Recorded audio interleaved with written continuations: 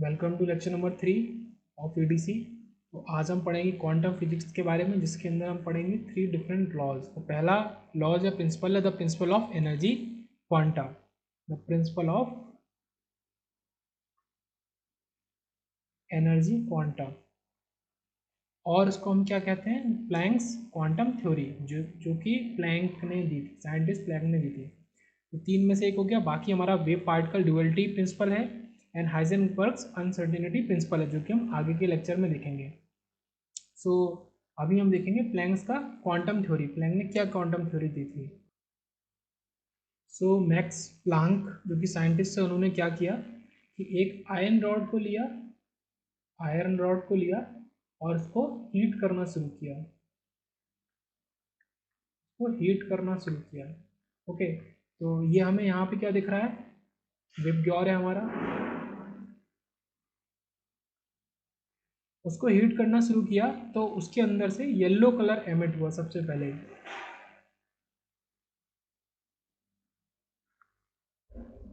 Yellow colour emit हुआ, उसका temperature और ज़्यादा रेज किया तो उसके बाद रेड कलर एमिट हुआ, और ज़्यादा रेज किया तो ऐसे करके ब्लू कलर एमिट हुआ। तो यहाँ पे क्या चीज़ विजिबल हो रही है हमें? ये विजिबल हो रहा है कि हमारा जो बीच में ये कलर्स हैं, ऑरेंज है, ग्रीन है एंड ये इंडिगो है, ये नहीं आ रहे हैं। तो वहाँ से कंक्लूड किया मैक्स प्लांक ने कि जो हमारा मेटल्स होते हैं या जो भी हमारे एलिमेंट होते हैं, वो एनर्जी एमिट करते हैं but not in continuous manner. वो डिस्क्रीट फॉर्म में एनर्जी एमिट करते हैं, डिस्क्रीट फॉर्म में। डिस्क्रीट का मतलब उसी को उन्होंने एनर्जी क्वांटा कहा, या फिर उसको हम फोटोन के नाम से भी जानते हैं। जो भी एनर्जी एमिट होती है तो उनको फोटोन कहते हैं, जो कि डिस्क्रीट, जिनका कि डिस्क्रीट नेचर है, कंटिन्यूस नेचर नहीं है। क्योंकि यहाँ पे लगातार ऐसा नहीं कि हमको विजुअल लाइट में सबसे येलो के बाद ऑरेंज मिला, फिर रेड मिला, ऑरेंज नहीं मिला, ग्रीन नहीं मिला। इस वजह से हमने कंक्लूड किया कि डिस्क्रीट फॉर्म में एनर्जी को एमिट किया जाता है। ओके, ये इंपॉर्टेंट है। तो मैक्स प्लांक ने क्या कहा कि ई जो है वो डायरेक्टली प्रोपोर्शनल है न्यू के, जो कि है frequency.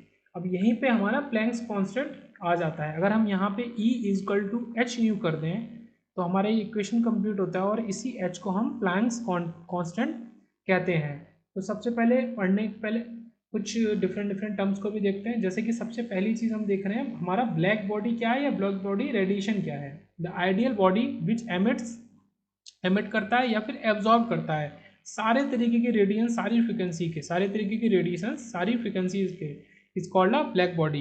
And the radiation emitted by such body, और ऐसी बॉडी जो रेडिएशन एमिट करती है उस रेडिएशन को हम ब्लैक बॉडी रेडिएशन कहते हैं। तो यहाँ से एक चीज़ और समझ में आती है कि जो हमारी आयरन रॉड थी वो भी एक तरीके की ब्लैक बॉडी है, but not a perfect black body. Iron rod is a black body but not a perfect।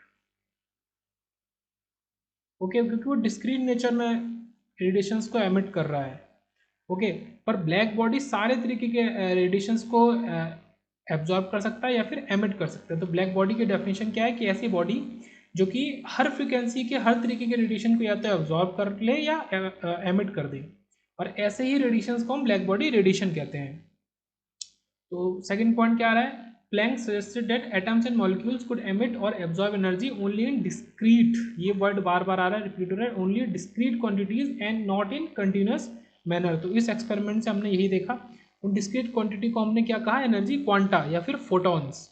अब नेक्स्ट क्या आ रहा है? Planck gave name quantum to the smallest quantity of energy that can be emitted or absorbed in the form of electromagnetic radiation। तो electromagnetic radiation का भी experiment यहीं से परफॉर्म हुआ। इसी एक्सपेरिमेंट से हमने देखा या कह सकते हैं कि जो हमारी बॉडीज होती हैं वो इलेक्ट्रोमैग्नेटिक रेडिएशन को एमिट करती हैं। तो और इलेक्ट्रोमैग्नेटिक रेडिएशन भी अपने आप में एक डिस्क्रीट क्वांटिटी होती है, ना कि कंटिन्यूस। और जो भी हमारी सबसे स्मॉलेस्ट क्वांटिटी थी उसको प्लैंक ने क्वांटम नाम दिया, या फिर फोटॉन्स भी बोल सकते हैं। The energy of a quantum of a radiation is given as, किसी भी रेडिएशन के एक क्वांटम मतलब सबसे स्मॉलेस्ट पार्ट की एनर्जी जो होती है उसको हम कैसे डिफाइन करते हैं? Is directly proportional to nu और फ्रीक्वेंसी। तो यहीं से हमने बोला E equal to H nu, और एच हमारा होता है Planck's constant 6.626 into 10⁻34 joule second. Joule second is important, it's unit is important. तो यहाँ पे हमारा पहला पेज कंप्लीट हुआ, और यहीं से हमारा जो ईडीसी का थोड़ा सा बेसिक निकल के आता है कि किसी मेटल में अगर हम लाइट फॉल कराएंगे तो वो इलेक्ट्रॉन को एमिट कर देगा, या फिर इलेक्ट्रॉन सप्लाई करेंगे तो वो लाइट को एमिट करेगा। जैसे कि हमारा एलईडी में हम करंट सप्लाई करते हैं, इलेक्ट्रॉन सप्लाई करते हैं, तो वो लाइट को एमिट करता है, रेडिएशन को एमिट करता है। ओके, तो इसका उल्टा भी होता है फिनोमेना कि आप लाइट अगर किसी मेटल पर डाल रहे हैं तो वहाँ से इलेक्ट्रॉन एमिट हो जाएंगे। अब पूरा सेटअप है, उस सेटअप के जरिए इन्होंने ये चीज़ करी है। ये आपका कैथोड है, ये एनोड है, ये कलेक्टर है, और यहाँ से इलेक्ट्रॉन एमिट कर रहे हैं और हमें करंट एमीटर में चेक कर रहे हैं। ये पूरा सेटअप है, इसको समझने की ज़रूरत नहीं है। अब नेक्स्ट बात आती है एनर्जी ऑफ अ फोटोन, जो हमने देख लिया, E equal to H nu. Nu क्या है हमारा? Frequency of incident radiation. और न्यू नॉट जो हमारा टर्म है, यहाँ पे अब इंपॉर्टेंट समझने वाली बात है, एक टर्म आया न्यू नॉट, जो कि है थ्रेशोल्ड फ्रिक्वेंसी, जो कि इंपॉर्टेंट है। तो अब समझते हैं थ्रेशोल्ड फ्रिक्वेंसी क्या होती है, या फिर हम उसको work function of a metal भी कहते हैं। तो यहाँ पे इसको work function of a metal. अब मान लो कि ये हमारा मेटल है कॉपर। सो कॉपर का ये न्यूक्लियस है और ये इलेक्ट्रॉन है। तो न्यूक्लियस कुछ ना कुछ फोर्स लगा के इलेक्ट्रॉन को अपने साथ खींचे हुए है, ओके, बांधे रखे है। अब उसको हमको अगर इलेक्ट्रॉन को फ्री कराना है न्यूक्लियस के फोर्स से, फोर्स ऑफ अट्रैक्शन से, तो हम क्या करेंगे? एक्सटर्नल एनर्जी को वहाँ पे सप्लाई करेंगे। सो जितनी एक्सटर्नल एनर्जी हमें चाहिए एक इलेक्ट्रॉन को फ्री कराने के लिए, बस उसी जस्ट एनर्जी को हम, मतलब उस एनर्जी की फ्रिक्वेंसी को हम थ्रेशोल्ड फ्रिक्वेंसी कहते हैं। जैसा कि इसके केस में क्या हो रहा है कि हम लाइट सप्लाई कर रहे हैं। लाइट का मतलब क्या है? फोटॉन्स। फोटॉन्स को सप्लाई कर रहे हैं। फोटॉन्स की क्या है? फ्रिक्वेंसी है। तो जिस फ्रिक्वेंसी पे ये फोटोन यहाँ पे स्ट्राइक कर दें और हमारा इलेक्ट्रॉन फ्री हो जाए, तो उस फ्रिक्वेंसी को हमने थ्रेशोल्ड फ्रिक्वेंसी कहा है। एक तो ये कॉन्सेप्ट है। अब जरूरी नहीं कि एकदम मान लो कि 3 इलेक्ट्रॉन वोल्ट तक इलेक्ट्रॉन फ्री नहीं हो रहा और 4 पे थ्रेशोल्ड फ्रिक्वेंसी आपका फ्री हो गया, तो आप 4 ही सप्लाई कर दो। अगर आपने 5 इलेक्ट्रॉन वोल्ट सप्लाई कर दिया तो क्या होगा? तो ये होता है कि 4 इलेक्ट्रॉन वोल्ट की मदद से तो इलेक्ट्रॉन फ्री हो गया, बट इलेक्ट्रॉन इस साइड से इस साइड पे मूव करना भी तो स्टार्ट कर दिया। तो इलेक्ट्रॉन को जो काइनेटिक एनर्जी मिली वो कहाँ से मिली? जो वो 4 + 1 5 जो एनर्जी अपने सप्लाई करी थी। तो ये जो 1 है, ये जो 1 है, ये हमारा काइनेटिक एनर्जी है, जिसकी मदद से इलेक्ट्रॉन मूव करना शुरू कर दिया है। तो यहाँ पे बात क्या है कि हमने से लाइट सप्लाई करी, मतलब फोटॉन्स को सप्लाई किया, एनर्जी को सप्लाई किया। उस एनर्जी की कुछ ना कुछ फ्रीक्वेंसी थी। ओके, तो थ्रेशोल्ड फ्रीक्वेंसी क्या होती है, या work function of a metal क्या होता है कि उस मेटल के इलेक्ट्रॉन्स को जस्ट फ्री करने के लिए जितनी फ्रिक्वेंसी की एनर्जी हमको चाहिए, वो हम थ्रेशोल्ड फ्रिक्वेंसी बोलते हैं, या फिर work function of a metal बोलते हैं। अब यहीं पे बात आती है, अगर आपकी जो फ्रिक्वेंसी ये अप्लाइड है, ये क्या है? फ्रिक्वेंसी सप्लाइड है, अप्लाइड बोल सकते हैं, फ्रिक्वेंसी सप्लाइड। फ्रिक्वेंसी सप्लाइड अगर आपका थ्रेशोल्ड फ्रिक्वेंसी से कम है तो हमारा इलेक्ट्रॉन फ्री होगा ही नहीं, तो नो एमिशन ऑफ इलेक्ट्रॉन। जैसे ही आपका frequency supplied threshold frequency is a fixed value. Okay, threshold frequency is a fixed value. तो जैसे ही थ्रेशोल्ड फ्रिक्वेंसी से ज़्यादा होगा आपका फ्रिक्वेंसी सप्लाइड, तो आपका इलेक्ट्रॉन मूव करना शुरू कर देगा। तो H nu equal to H nu naught plus के काइनेटिक एनर्जी। ये कॉन्सेप्ट कहाँ से आया? ये यहाँ से आया। जैसे कि हमने 5 इलेक्ट्रॉन वोल्ट की एनर्जी सप्लाई करी, हमारा फोटोन जो है वो 5 इलेक्ट्रॉन वोल्ट की सप्लाई दे रहा है, उसमें कुछ फ्रिक्वेंसी है। 4 तो हमारा क्या है? थ्रेशोल्ड वाली वैल्यू थी। ओके, थ्रेशोल्ड वैल्यू थी।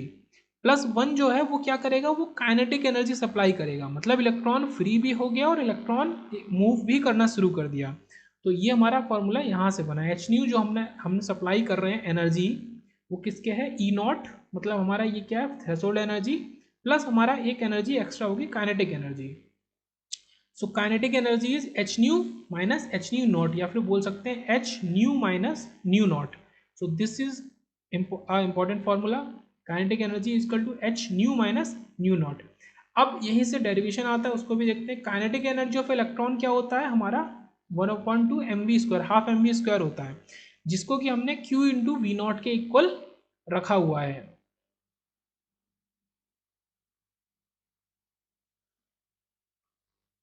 तो यहाँ पे Q इंटू वी नॉट हमें नहीं पता है, तो उसी को देखते हैं। Q इंटू वी नॉट क्या है? वी नॉट है आपका स्टॉपिंग पोटेंशियल,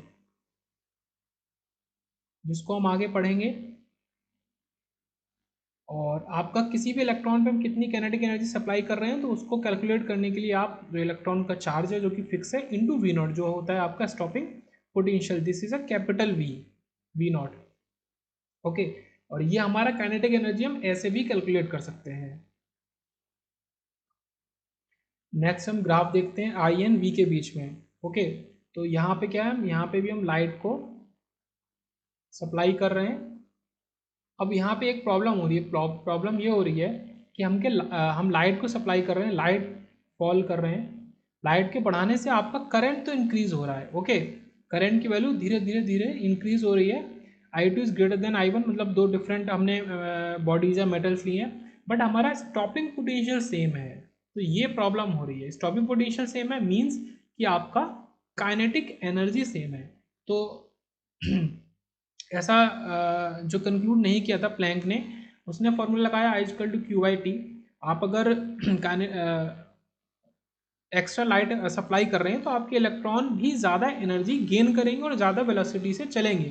ज़्यादा वेलोसिटी से चलेंगे मतलब कम टाइम में चलेंगे, तो आपका करंट की वैल्यू ज़्यादा हो जाएगी, जो कि बाद में जाके कांस्टेंट हो रही है। और आपका stopping potential means kinetic energy same है, सेम रह रही है, मतलब एक वैल्यू पे जाके काइनेटिक एनर्जी बढ़ना बंद हो जाएगी। तो ये चीज़ को एक्सप्लेन नहीं कर पाए थे, तो उस चीज़ को हम आगे देखेंगे कैसे एक्सप्लेन करें। तो ये ग्राफ है आई और वी के बीच में for two different metals I1 and I2, different currents जब हम लाइट को सप्लाई कर रहे हैं। सो जस्ट इस कॉन्सेप्ट को समझते हैं फिर से कि ऐसा क्यों हो रहा है। तो जैसे कि हम करंट की वैल्यूज को बढ़ा रहे हैं I=Q/T, हमारा नंबर ऑफ इलेक्ट्रॉन भी बढ़ने चाहिए। तो ये तो यहाँ पे हो रहा है, बट हमारा फ्रीक्वेंसी या फिर काइनेटिक एनर्जी सेम क्यों है। तो सपोज करते हैं कि I1 करंट जब हमने 100 फोटोन्स को एमिट कराया किसी मेटल पे, तो 100 इलेक्ट्रॉन्स हमारे निकले, 100 के बदले 100 निकले। ये H/, kinetic energy H - H not, new not हमारा फिक्स है कि इसी थ्रेशोल्ड फ्रीक्वेंसी के बाद हमारा इलेक्ट्रॉन एमिट होना शुरू हो जाएगा। हमने 200 फोटोन्स को एमिट कराया एक इसी सेम मेटल पे, तो हमारे 200 इलेक्ट्रॉन्स निकले, बट फिर भी हमारा काइनेटिक एनर्जी तो वही है, हमारा फ्रिक्वेंसी जो है वो सेम है, काइनेटिक एनर्जी सेम है। तो ऐसा क्यों है? तो इसको आइंस्टीन ने कंक्लूड किया कि हम अगर किसी भी मेटल पे नंबर ऑफ फोटोन को एमिट करा रहे हैं, तो एक फोटोन एक इलेक्ट्रॉन को एमिट करा दे रहा है। ओके, तो एक फोटोन एक इलेक्ट्रॉन को फ्री करा दे रहा है, जो कि बाद में मतलब मेटल उसको एमिट कर दे रहा है। अगर हम ज़्यादा लाइट को उस पर फॉल करेंगे, तो इसका ये मतलब नहीं है कि हम ज़्यादा एनर्जी दे रहे हैं या फोटोन की एनर्जी बढ़ जा रही है। हर एक फोटोन के पास एनर्जी फिक्स है, सेम है। ज़्यादा लाइट को एमिट कराने का मतलब है कि ज़्यादा नंबर ऑफ फोटोन को एमिट कराना। I2 के केस में क्या हो रहा है, यहाँ केस में क्या हो रहा है कि हमने फोटोन नंबर ऑफ फोटोन्स को बढ़ा दिया, मतलब कि मोर अमाउंट ऑफ लाइट को हमने एमिट किया मेटल के ऊपर। पर इससे इसका ये मतलब नहीं था कि जो इलेक्ट्रॉन फ्री होंगे वो ज़्यादा काइनेटिक एनर्जी के संग फ्री हो जाएंगे। मतलब कि हर एक फोटोन की एनर्जी फिक्स है और हर एक मेटल की थ्रेशोल्ड फ्रीक्वेंसी या वर्क फंक्शन ऑफ मेटल भी फिक्स है कि इतनी एनर्जी एक फोटोन देगा तो हमारा इलेक्ट्रॉन फ्री हो जाएगा। तो ये इस एक्सपेरिमेंट से मतलब इस एग्जाम्पल से हम कंक्लूड कर सकते हैं ऐसा क्यों होता है। अब हम जो इंपॉर्टेंट फार्मूला है हमारा work function of a metal उसको देख लेते हैं। तो Q/φm=H न्यू नॉट। तो न्यू नॉट हमारा थ्रेशोल्ड फ्रीक्वेंसी है, तो threshold frequency and work function के बीच में क्या रिलेशन है, ये हमारा प्लैंक्स कांस्टेंट। तो Q/φm=H न्यू नॉट, φm जो हमारा होता है वो वर्क फंक्शन ऑफ मेटल होता है। तो ये सारी चीज़ों को कंक्लूड करते हैं। नेक्स्ट देखते हैं, the result observe in the experiment were number 1, the electrons are ejected from the metal surface as soon as the beam of light strikes the surface. तो जैसे ही हमारा मेटल सरफेस पे बीम ऑफ लाइट स्ट्राइक किया, तो तुरंत हमारा electron eject हो गया सरफेस से। That is there is no time lag between striking of light beam, कोई भी टाइम लैग नहीं है striking of light beam and the ejection of electron के बीच में। मतलब ये एक इंस्टेंटेनियस प्रोसेस होता है। मतलब जैसे ही जस्ट मूवमेंट पे आपने जैसे ही लाइट बीम मतलब फोटोन स्ट्राइक किया मेटल पे, उसने तुरंत ही एक इलेक्ट्रॉन को फ्री कर दिया। तो ये पहला कंक्लूजन है रिजल्ट का। दूसरा क्या कह रहा है, the number of electrons ejected are proportional to the intensity of the light. या फिर जो नंबर ऑफ इलेक्ट्रॉन्स इजेक्टेड हैं वो प्रोपोर्शनल है नंबर ऑफ फोटॉन्स के, कितने फोटोन आपने मतलब एमिट कराए थे उसके ऊपर, ओके, फॉल कराए थे। तो जितने ज़्यादा फोटॉन्स उतने ज़्यादा इलेक्ट्रॉन फ्री होंगे। पर ऐसा नहीं है कि ज़्यादा मतलब इलेक्ट्रॉन ज़्यादा काइनेटिक एनर्जी के संग मूव करेगा, ऐसा नहीं है, वो फिक्स रहेगा।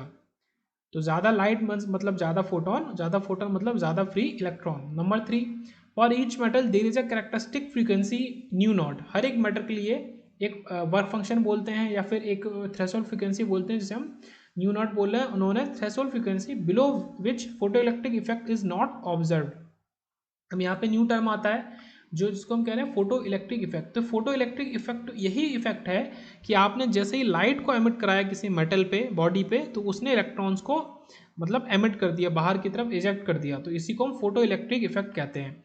तो आपका थ्रेशोल्ड फ्रीक्वेंसी के नीचे, मतलब अगर उस फोटोन के पास उतनी फ्रीक्वेंसी एनर्जी नहीं है, उसके नीचे आप वो फोटोन इलेक्ट्रॉन को फ्री नहीं कर सकता, या फिर हम कहेंगे कि हमारा फोटो इलेक्ट्रिक इफेक्ट परफॉर्म नहीं होगा। At a frequency new is greater than nu not, एक ऐसी फ्रिक्वेंसी पे जहाँ न्यू हमारा न्यू नॉट से बड़ा हो जाएगा, मतलब ये हमारा सप्लाई वाली फ्रिक्वेंसी है और इतनी हमें चाहिए थी, तो हमारा जो इलेक्ट्रॉन है वो इजेक्ट होना शुरू हो जाएगा। The ejected electrons come out with certain kinetic energy, the kinetic energies of these electron increase with the increase of frequency of light.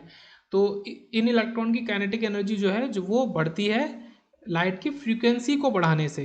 Light की फ्रीक्वेंसी का मतलब ये नहीं कि नंबर ऑफ फोटोन को बढ़ा दिया या इंटेंसिटी ऑफ लाइट को बढ़ा दिया, ये डिफरेंट है। Frequency is different from intensity of light, ये याद रखना है। तो जैसे जैसे फ्रीक्वेंसी बढ़ाएंगे तो ऑब्वियस सी बात है कि E is proportional to nu. आपका फ्रीक्वेंसी बढ़ाने से आपका फोटोन की एनर्जी बढ़ रही है, तो फिर तो काइनेटिक एनर्जी बढ़ी जाएगी ना इलेक्ट्रॉन की। अब हम देखते हैं वर्क फंक्शन, जिसको हम देख चुके थे, Q five M equal to H nu naught. Five M हमारा वर्क फंक्शन है। The energy Q five M H nu या H nu naught is called work function of the metal which is defined as a minimum energy, मतलब कम से कम कितनी energy चाहिए कि हम एक इलेक्ट्रॉन को बाहर फ्री कर दें, मतलब इजेक्ट कराते हैं, एस्केप करा दें। तो कम से कम जो एनर्जी चाहिए उसी मिनिमम एनर्जी को हम क्या कहते हैं, work function of the metal कहते हैं, from the metal surface to the vacuum. तो ये हमारे छोटे छोटे मेन टॉपिक की डेफिनेशन चल रही है। फिर आता है थ्रेशोल्ड फ्रीक्वेंसी और थ्रेशोल्ड वेवलेंथ। तो आपका lambda equal to c nu होता है, तो आपका जो वेवलेंथ होता है वो प्रोपोर्शनल होता है न्यू के। तो हम थ्रेशोल्ड फ्रीक्वेंसी की बात करें या फिर वेवलेंथ की बात करें,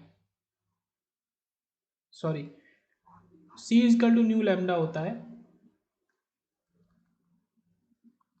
या फिर lambda inversely proportional to nu होता है।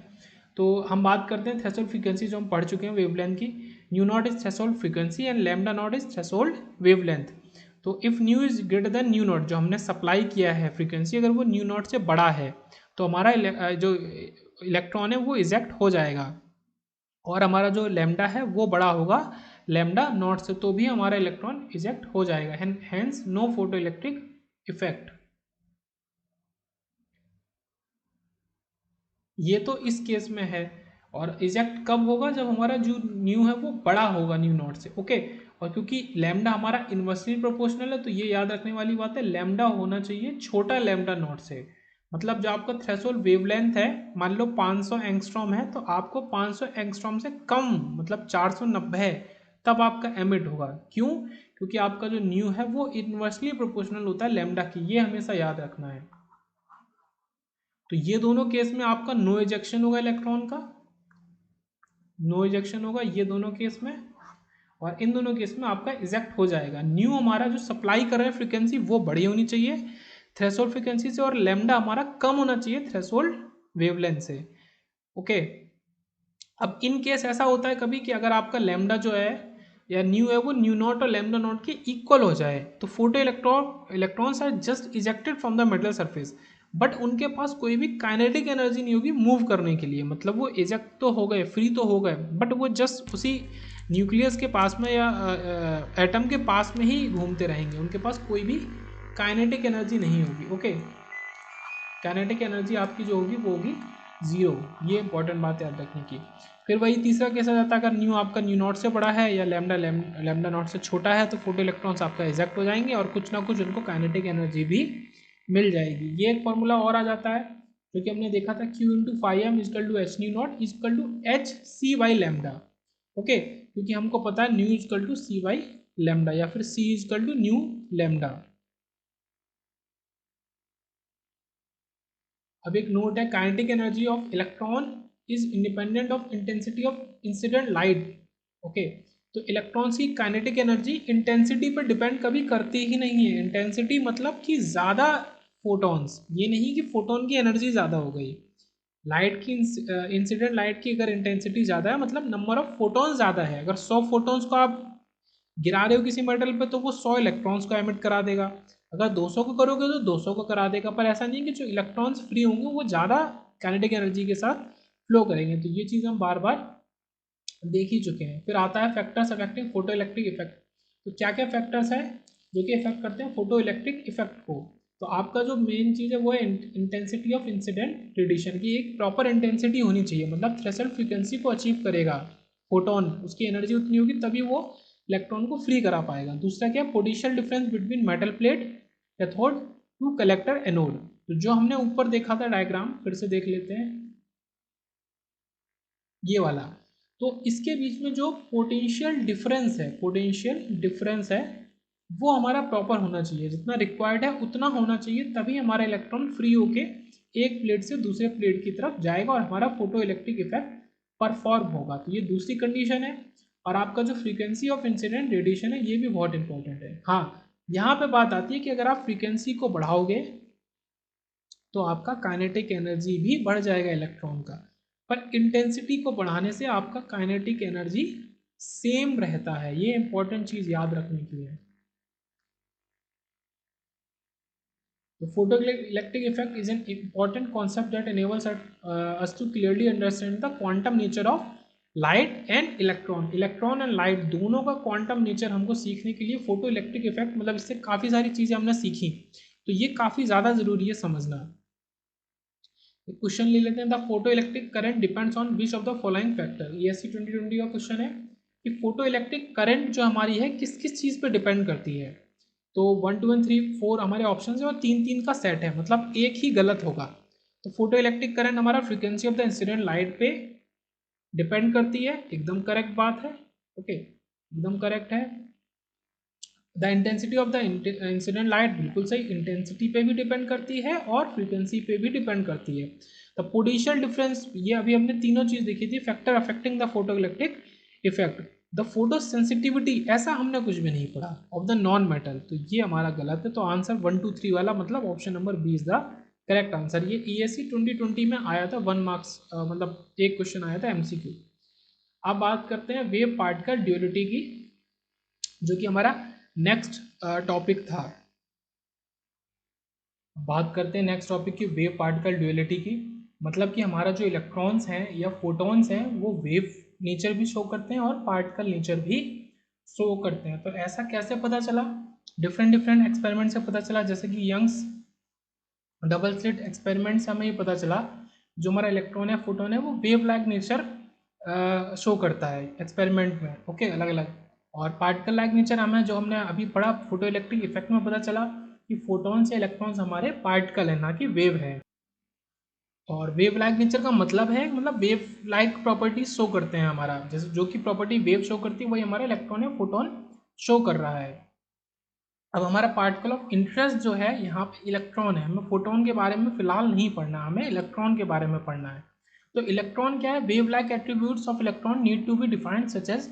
अब वेव लाइक एट्रीब्यूट हमें पता तो चल गया कि वो वेव लाइक नेचर शो करता है। अब हमें डिफाइन भी करनी है वेव लाइक एट्रीब्यूट, लाइक कि इलेक्ट्रॉन की वेव लेंथ क्या है या फ्रीक्वेंसी ऑफ इलेक्ट्रॉन क्या है। इन चीज़ों के ऊपर हमें बात करनी है, फॉर्मूलेज निकालने हैं। Okay, wave length and frequency. Next हम बात करते हैं पार्टिकल लाइक नेचर। हमें कैसे पता चलेगा, मोमेंटम, मतलब अगर एक इलेक्ट्रॉन एक पार्टिकल है तो उसका कुछ ना कुछ मोमेंटम होगा या कुछ काइनेटिक एनर्जी होगी। ओके, तो ये चीज़ें हमें P equal to mv half equal K equal to half mv square, ये चीज़ें पता करनी है। तो हम आगे बढ़ते हैं। डी ब्रॉगली जो हमारे साइंटिस्ट थे उन्होंने एक प्रपोज किया था, एक formula propose that a particle of momentum as a wavelength given by, मतलब उन्होंने जो हमारा वेव नेचर है और जो पार्टिकल नेचर है उनको क्रॉस करके एक फॉर्मूला बनाया, मतलब कि वेव मतलब वेवलेंथ, पार्टिकल मतलब मोमेंटम p और लैम्डा के बीच में रिलेशन बनाया, तो lambda equal to h by p या फिर lambda equal to h by m v, lambda equal to h by m v, ये हमारा रिलेशन था। ये चीज़ क्या है, उसके वेव एट्रीब्यूट को शो कर रही है और ये मोमेंटम उसके पार्टिकल एट्रीब्यूट को शो कर रहा है। एच हमारा प्लैंक्स कांस्टेंट है पता है, तो लैम्डा जो यहाँ पे हमारा लैम्डा है जो वेवलेंथ है उसको हम डी ब्रॉगली वेवलेंथ कहते हैं, जो कि याद रखना इंपॉर्टेंट है। अब एक एग्जाम्पल की बात करते हैं। सो एग्जाम्पल लेते हैं, एक चीज़ हमारा होगा इलेक्ट्रॉन एंड अदर ऑब्जेक्ट होगा जो कि एक बड़ा ऑब्जेक्ट लाइक अ टेनिस बॉल और अ ह्यूमन बीइंग। सो दोनों का हम कंपैरिजन करते हैं वेव लेंथ का, एक है बहुत ही स्मॉल ऑब्जेक्ट और एक है significantly large object as compare to the other one. So electron का मास 9.1 इंटू 10⁻³ kg, सबको पता है। वेलोसिटी हम ले लेते हैं से या अज्यूम किया हमने 1 इंटू 10⁵ मीटर पर सेकेंड, मतलब 10⁵ मीटर पर सेकेंड की वेलोसिटी से हमारा इलेक्ट्रॉन मूव कर रहा है। सो जब मूवमेंट आया तो मोमेंटम आएगा, तो P equal to m v, m into v हमने मल्टीप्लाई किया तो हमारा कुछ ये आया मोमेंटम। वेवलेंथ और मोमेंटम के बीच में रिलेशन जस्ट हमने निकाला था डी ब्रॉगली वेवलेंथ के रिलेशन से, lambda equal to h by p. तो यहाँ से हमारा लैम्डा सॉल्व करके निकल के आया 7.2 नैनोमीटर, जो कि काफ़ी छोटा है बट फिर भी सिग्निफिकेंट नंबर है, 10⁻⁹ में है, नैनोमीटर में है। अब यही हम बात करते हैं, मतलब इसका क्या मतलब है कि कुछ वेवलेंथ है, मतलब जो इलेक्ट्रॉन है वो वेव लाइक नेचर शो कर रहा है। ओके, अब टेनिस बॉल का मास हमने लिया 0.058 kg या फिर करीब आधा किलो के करीब, वेलोसिटी 50 मीटर पर सेकंड से हमने उसको हिट किया तो ऐसे जा रहा है। तो मोमेंटम निकाला, मोमेंटम के बाद lambda equal to h by p फॉर्मूले में लगाया, तो हमारा जो वेवलेंथ है 2.27 इंटू 10⁻⁻34 -34, जो कि बहुत ही छोटी है, बहुत छोटी वेवलेंथ है। तो यहाँ से क्या कंक्लूजन निकल के आया, यहाँ से कंक्लूजन निकल के आया वो काफ़ी इंपॉर्टेंट है कि हम ह्यूमंस या जो बिग ऑब्जेक्ट्स हैं वो मूव करते हुए, वो वेव की तरह मूव करते हुए क्यों नहीं दिखते हैं। मान लो एक इंसान है,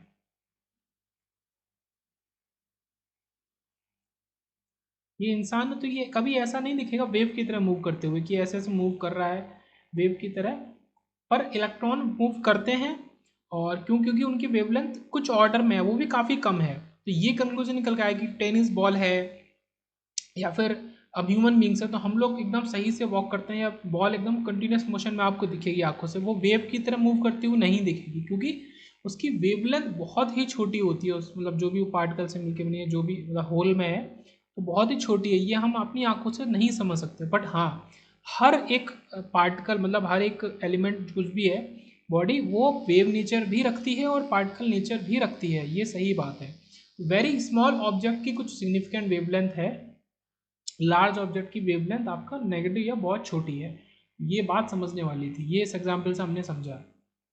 hence we can see that what mass can do with wavelength, mass क्या करता है वेवलेंथ के साथ, ये हमने देखा। लार्ज मास का मतलब है वेवलेंथ बहुत ही छोटी है या उसको हम वेव की तरह ट्रीट नहीं कर सकते। So large object can not be treated like wave. Useful relations कुछ याद रखने के लिए तो वो देखते हैं, के जो है हमारा स्मॉल के हमारा वेव नंबर होता है या वेव वेक्टर होता है या प्रोपोगेशन कांस्टेंट होता है, और हमारा कैपिटल के जो है वो बोल्ट्जमैन कांस्टेंट ईटीसी में चलेगा, वो तो पता ही है। So K equal to 2 pi upon H upon P, so K equal to 2 pi upon H into P, या P equal to H bar into K, this is small के।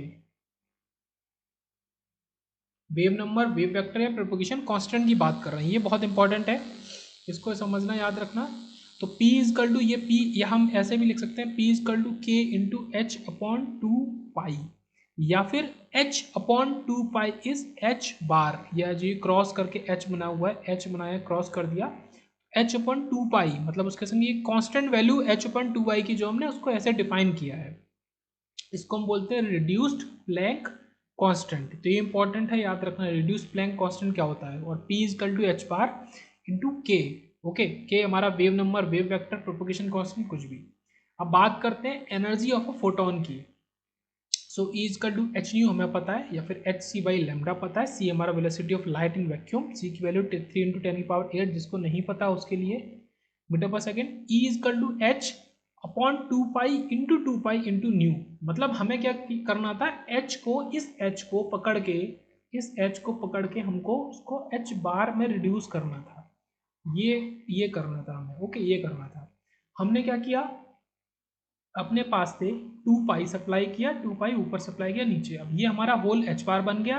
और 2 pi new हमारा होता है ओमेगा, जो कि एक new term आया, जो कि हम देखेंगे वो होता है फ्रीक्वेंसी इन रेडियन पर सेकेंड। अब ये भी क्या है कि दोनों है फ्रीक्वेंसी, ये हमारा न्यू फ्रीक्वेंसी इन हर्ट्ज होता है, जो कि जो मेन यूनिट होती है, और हमारा ओमेगा फ्रीक्वेंसी इन रेडियन पर सेकेंड होता है। ओके, और पीछे एक एग्जाम्पल देख लेते हैं, लास्ट में हमारे खत्म होता है। तो E equal to H bar into omega, energy of the photon को अगर आपको reduce Planck constant and frequency in radian पर सेकंड में डिफाइन करना, फॉर्मूला करना है, तो आपको ये फॉर्मूला याद रखना पड़ेगा। आप एक एग्जाम्पल क्वेश्चन देख लेते हैं, PSC 2020 का ही क्वेश्चन है ये। As per de Broglie's relationship the wavelength lambda is related to its mass m and velocity v is, मतलब लैम्डा m v के बीच में रिलेशन, या एम वी तो आपको पता है p तो लैम्डा और p के बीच में रिलेशन, तो ये होता है हमारा lambda equal to h by p relation. Okay भाई, तो या फिर h बाई एम वी बोल सकते हैं। तो ये हमारा c तो कुछ नहीं था, h बाई एम वी था, मतलब लैम्डा इक्वल टू क्या होता है, ये ऑप्शन थे h बी बाई एम, ये सब गलत है, ये गलत है, तो h बाई एम वी। तो यहीं पे हमारा लेक्चर नंबर 3 खत्म होता है।